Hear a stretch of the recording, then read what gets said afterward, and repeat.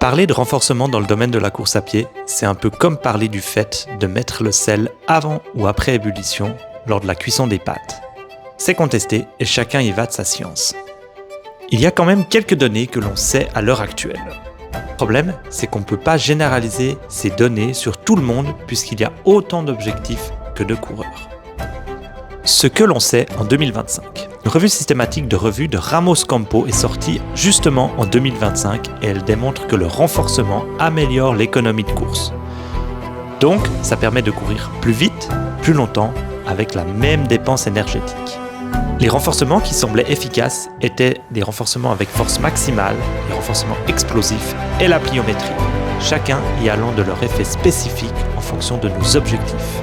Du point de vue de la prévention des blessures, ou quand on est blessé, le renforcement permet d'ajouter du stress mécanique très spécifique sur un groupe musculaire ou une zone anatomique, s'assurant ainsi d'être dans un dosage adéquat qui génère de l'adaptation.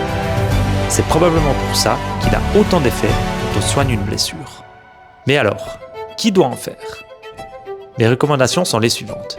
Si tu as des objectifs précis en tête, au niveau d'une ou plusieurs courses, le renfort pourra certainement t'aider.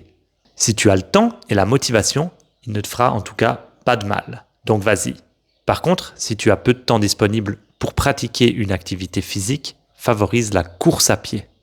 Elle te renforcera d'elle-même en plus d'ajouter des bienfaits globaux sur ta santé et ton mental. Si tu es blessé, le renfort peut t'aider dans le cheminement de la quantification du stress mécanique, surtout au début, quand il s'agit d'être très pointilleux sur la charge que peut supporter la structure irritée. Voilà ce que je conseille quand on me parle de renfort. Si tu as d'autres données et d'autres aspects sur ce sujet, n'hésite pas à nous le partager.